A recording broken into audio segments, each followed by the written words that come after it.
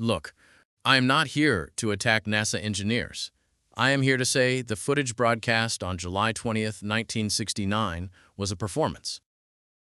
And I am here because someone has to respond to this with actual physics, not pattern recognition dressed up as research.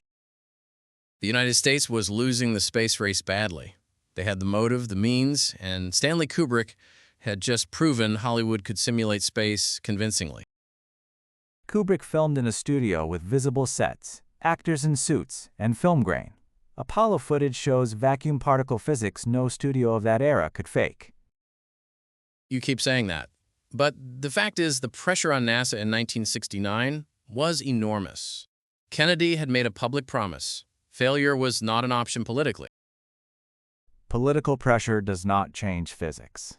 The Saturn V rocket existed. It launched. Thousands of engineers across hundreds of companies built and tested every component. And every single one of those engineers kept their mouth shut for 55 years. Not one credible whistleblower. Does that not strike you as suspicious? It strikes me as evidence the mission was real. Conspiracies leak. The more people involved, the faster they collapse. 400,000 people is not a manageable secret. Let us start with the flag. It is waving. There is no atmosphere on the moon. No air, no wind. Flags do not wave in a vacuum. The flag had a horizontal rod sewn along the top, specifically so it would appear extended and not limp. NASA knew a drooping flag would look bad on camera. But it is oscillating continuously. That is not a planted pole vibrating. That is air movement. You can see it clearly in the footage. That oscillation is the proof of vacuum. In air, drag kills motion fast. In a vacuum, nothing damps it. It keeps going indefinitely, exactly as physics predicts. I have shown that footage to physicists who disagree with your interpretation. The movement pattern is inconsistent with vacuum behavior. Name them. Because the consensus in the physics community is unambiguous. The flag behavior is one of the cleaner pieces of evidence that it was filmed in vacuum. The photographs, every single one. Black sky, 0 stars. You are standing on the moon with no atmosphere. You should see millions of stars. The photos were taken in full unfiltered solar daylight.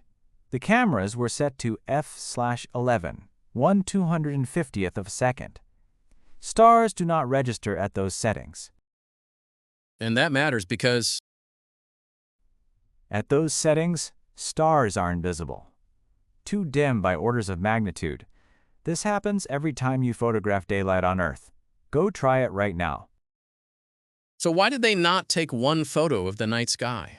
Something no human had ever photographed from the lunar surface. That would have been historic. Because the mission was not a photography exhibition. They had 21 hours on the surface, limited film, and a checklist of over 1,400 tasks to complete. One photo, one frame of film. That is all it would have taken. The fact that not one astronaut thought to do that in 6 missions tells me something. Several missions did photograph the lunar sky during EVA. The issue is exposure settings. You cannot manually set a camera while wearing a spacesuit glove in a hurry. The Van Allen radiation belts, lethal ionizing radiation trapped by Earth's magnetic field. 6 crews passed through them. 0 radiation deaths. Explain that. The belts are not uniformly lethal. Intensity varies dramatically by altitude, latitude, and trajectory. NASA planned the exact path through the least dense region. Modern engineers still cite the belts as a serious obstacle for crewed deep space missions. Orion had dedicated radiation shielding. They were not solved in 1969. They are an obstacle for extended transit lasting weeks or months. Apollo spent roughly 30 minutes in the highest flux zone. Total crew dose, 1 to 2 rem. Lethal dose is 300. You are accepting the NASA dosimeter readings at face value. Those numbers came from NASA. That is completely circular reasoning. The dosimeters are physical objects analyzed by independent labs post-mission. The data is archived and has been replicated by researchers with no NASA affiliation. Which researchers? Funded by whom? The entire space science establishment has an interest in the moon landing being real. That is a massive conflict of interest. Soviet researchers independently confirmed the radiation data. They had every reason to find discrepancies and publicly humiliate NASA. They found none. The photographs contain impossible lighting. One light source, the sun, means parallel shadows. Apollo photos show shadows pointing in multiple directions. The lunar surface is not flat. Shadows on uneven terrain appear to diverge depending on local slope angle. This is basic perspective and terrain effect. Professional photographers and cinematographers have analyzed these images frame by frame. The lighting is consistent with multiple studio fill lights, not a single source. Those photographers assumed a flat, matte floor. The moon has albedo. It reflects light. The white suits reflect light. That is a natural fill system built entirely by physics. You are saying the moon itself was acting as a fill light. That is a convenient explanation for every lighting anomaly in every single photograph. It is not convenient. It is what the optics predict. You can replicate these lighting conditions in a simulator using a single light source and reflective ground. The lunar module.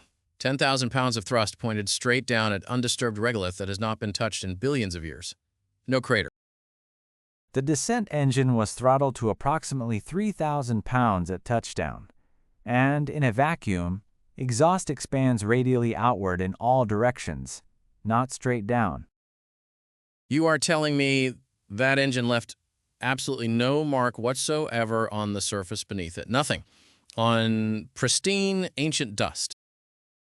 It left a wide, shallow dispersal pattern exactly as pre-mission models predicted. There is visible surface scour on the landing pad photographs, just no concentrated blast crater. The footprints bother me too.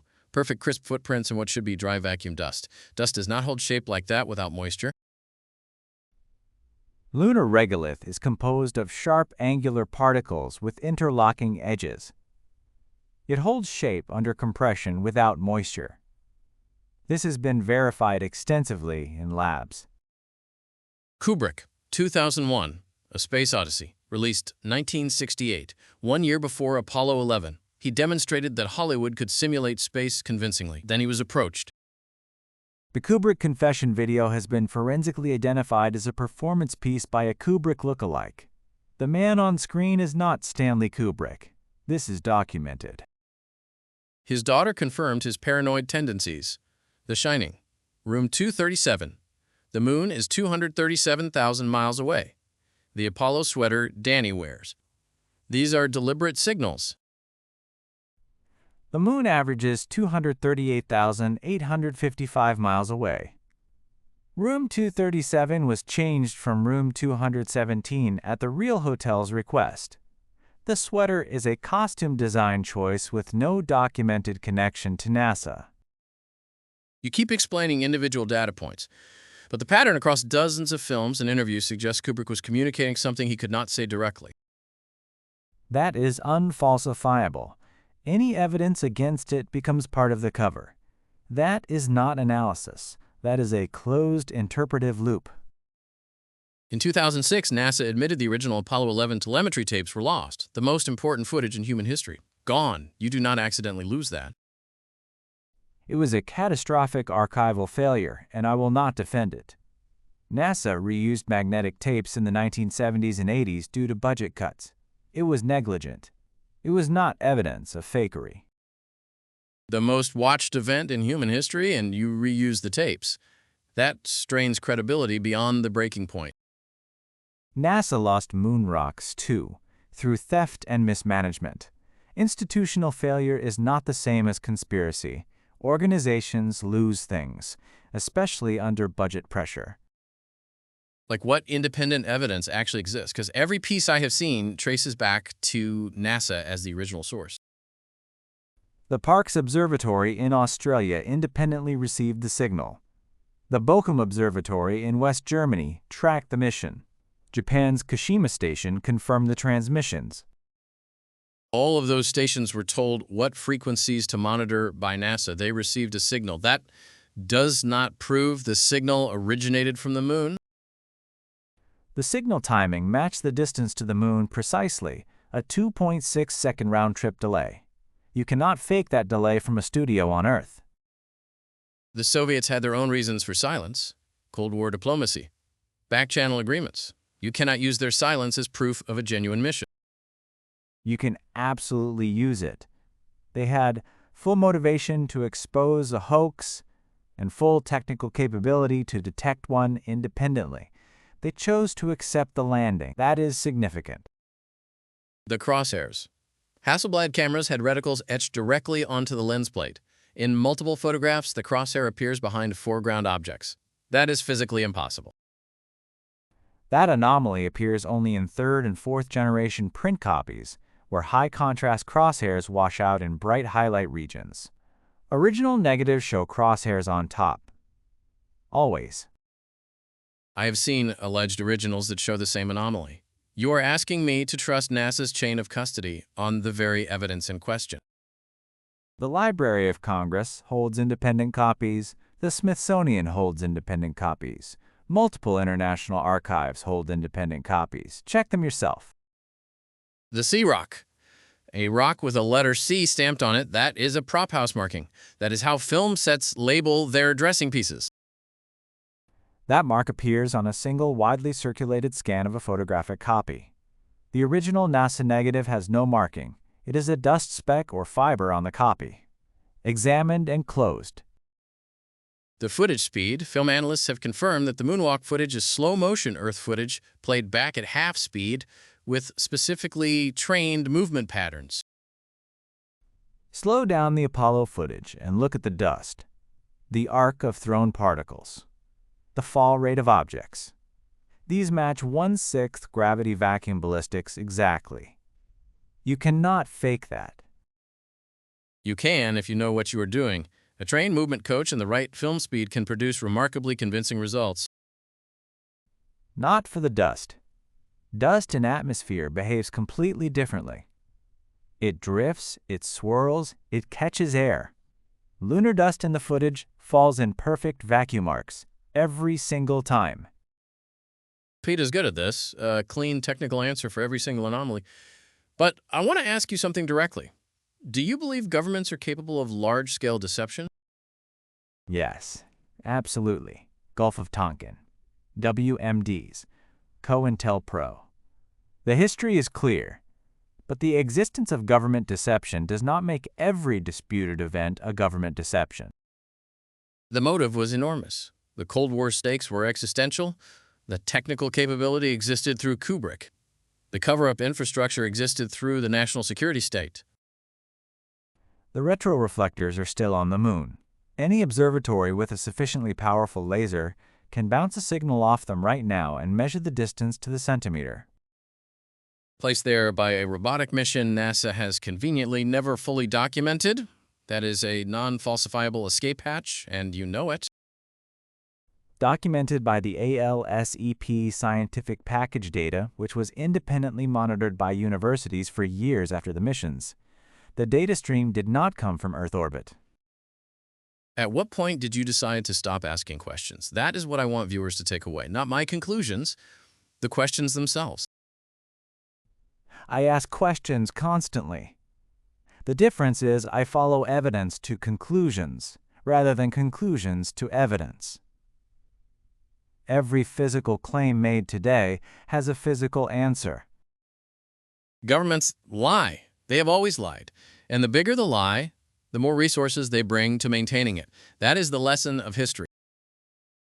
A hoax this scale requires 400,000 people keeping a secret for 55 years.